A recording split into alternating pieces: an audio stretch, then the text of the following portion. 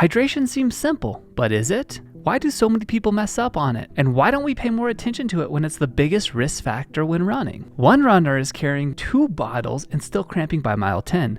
Another barely drinks and finishes feeling strong. Some swear by electrolytes, others say carbs matter more, and then ultras completely change the rules. So what is actually correct? How much should you drink? Should it be water, electrolytes, carbs, or all 3? How many ounces at a time? How often should you drink? I got you. Let's break it down. First, we must look at the extremes. What happens when we drink too much, and what happens when we're not drinking at all? Over-drinking in the extreme can turn into hyponatremia. Hyponatremia is electrolyte imbalance, where sodium levels are lower than normal. Hyponatremia is not from drinking too few electrolytes, but rather from drinking too much liquid. Although it's not super common, you are at greater risk of hyponatremia if you have a smaller amount of body mass, don't sweat much, are doing a race in the heat for 4 or more hours, and are running relatively slow. These are the ideal conditions to overdrink, resulting in hyponatremia. The symptoms are bloating, nausea and vomiting, headache, confusion, disorientation, seizures, and on the extremes can be life-threatening. On a hot day, if you've ever got the advice, drink as much as you can, don't listen to it. At least don't listen to it literally. On the other side of the extreme, we have underhydration. We have dehydration. When you're dehydrated, the body becomes overheated. 55% of your blood is made up from blood plasma, and 95% of that plasma is made up of water.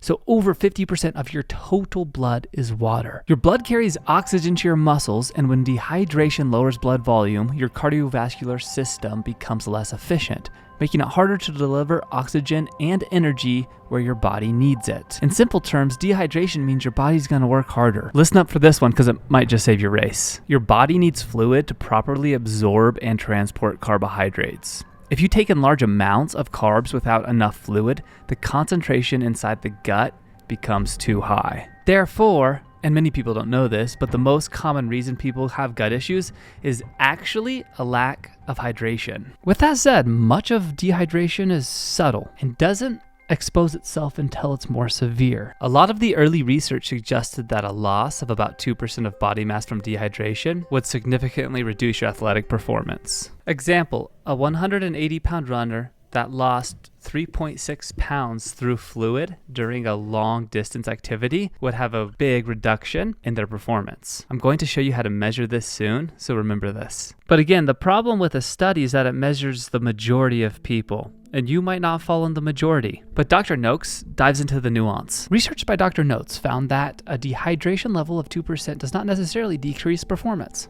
Why? Each person's athletic performance drops at different rates of dehydration. 2 people with the same body weight, both sweating out the same amount of liquids, will have different symptoms. That's why the most important skill isn't to know all the studies I cite, but rather to know how to test your own body. Edward Coyle also notes that it's different in the heat and the cold. Losing the same amount of water weight in the heat and in the cold will affect performance differently. But again, these are nuances we can forget about once we do our own proper testing. Hydration mistakes can make your race miserable and is likely the most common self-induced issue for runners and ultra runners. Let's break down how you can know the proper strategies to make hydration a non-factor when it comes to your optimal performance. Because most people don't get severely dehydrated or even close to hyponatremia, but most people do get dehydrated low enough to affect their performance. And that's what most of us are trying to avoid. Pre-race. Before you even start a race, you want to go into it well hydrated.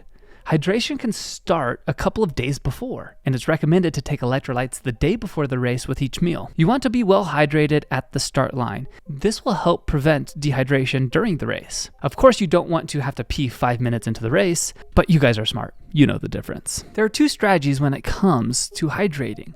The first one is to hydrate when you're thirsty. The second one is to hydrate before you're thirsty. And even experts disagree on which one of these is the best. But I think I know why they disagree, why they're both wrong, and they're both right. I believe different people have the sensation of thirst at different levels of dehydration. So, one person may drink when they're thirsty and never get dehydrated, but somebody else may not be thirsty until way after they're dehydrated. Therefore, these two people must take different approaches to staying hydrated during running. If you drink when you're thirsty, you may already be slightly dehydrated when you start to drink. If you drink before you're thirsty, you need a predetermined drinking strategy to make sure you're having enough, but not too much. This predetermined strategy is often done at a timer or at specific aid stations, knowing how much you're going to drink at each location or time interval. If we're going to go with strategy 2, we need to test our sweat rate. We can do a basic sweat rate test to pretty definitively find out how much liquid you should be drinking. To perform this test, we're going to start by weighing ourselves naked. Now, I recommend doing this in the bathroom at home rather than at a trailhead. To each their own. This is your starting weight.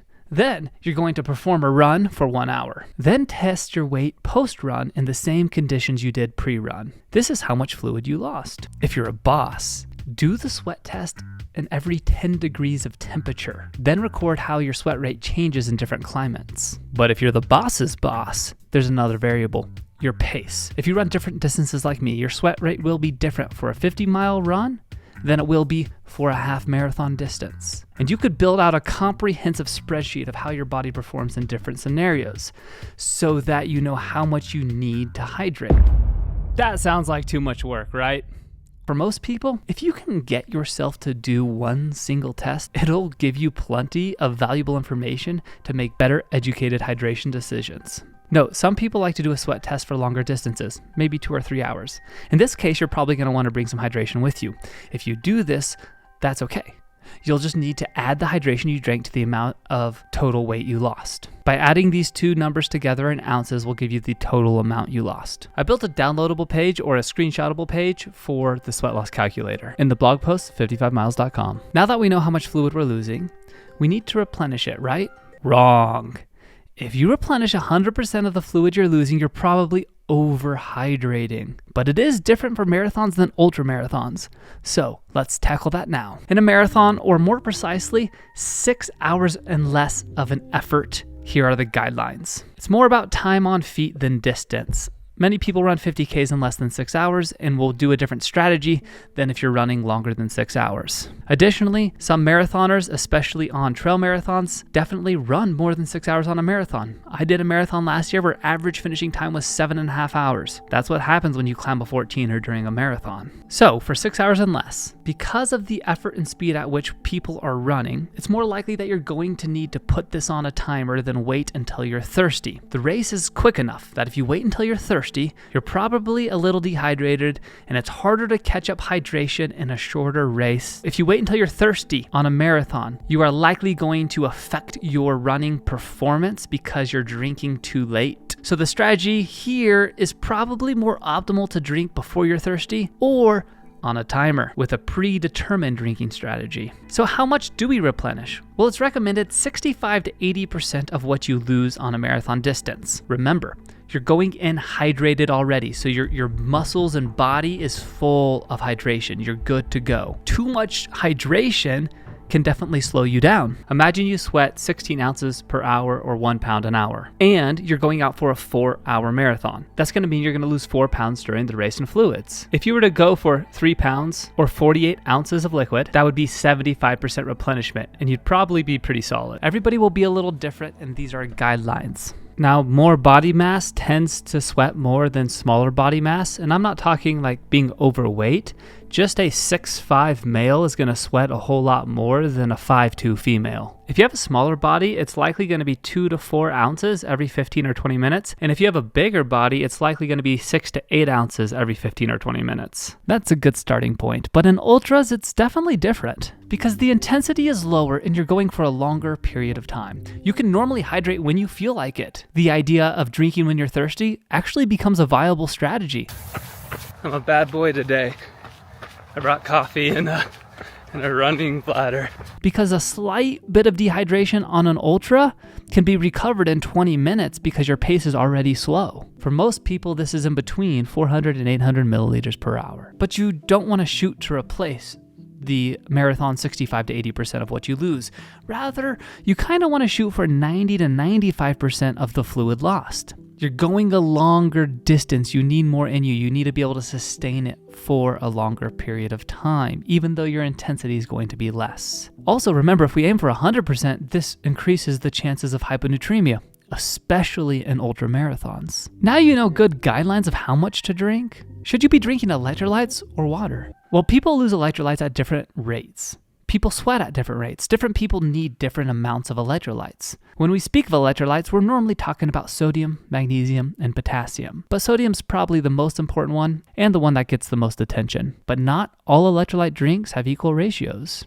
Here are a few different electrolyte drinks, and there are different electrolyte ratios. Now, more is not better. It can be, but it's not always. But it's worth paying attention to because one serving of element has more sodium than the other three combined. Primarily, electrolytes are responsible for keeping our nervous system from getting out of whack. In the last video, we discussed how electrolytes are not the primary factor in cramping, and there are actually other warning signs of low electrolytes before cramping occurs, notably brain fog and lack of clear thinking. For me, it manifests itself in vision issues, where I have a hard time focusing on things, and sometimes I see double and even stars.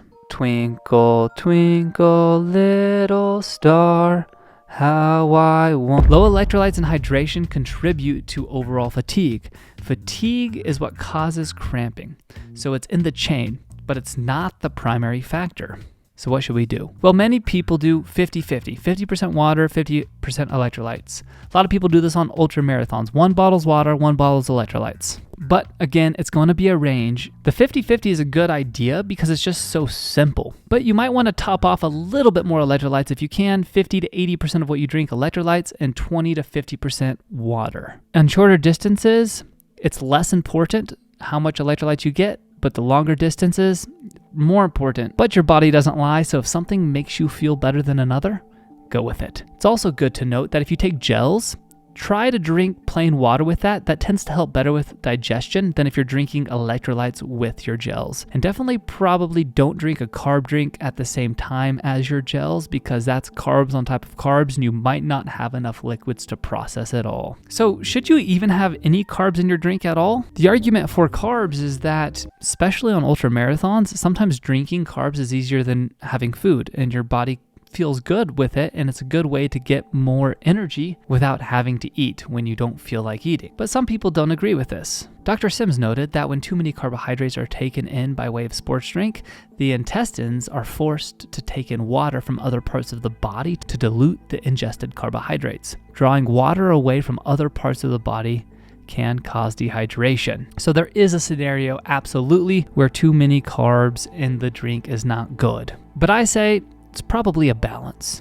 If you're matching the right amount of carbs with hydration, you're going to be good to go. And for ultra marathons, I think it becomes more viable where you're going to want to drink more carbs. Where on 6 hour and less distances, you may want to drink less carbs and stick to pure electrolytes or pure water. The body doesn't lie. 2 people doing the same protocol will feel differently. Take all of this information as guidelines to point you in the right direction, but you're responsible of nailing it for yourself. Some people, notably as they get fitter and faster, become more efficient and need less hydration than they used to. Some people sweat large amounts, others hardly lose a drop. There's beauty in all of our differences, and that's not something to argue about, but something to be proud of. Thank you for watching, and I'll see you on the next video.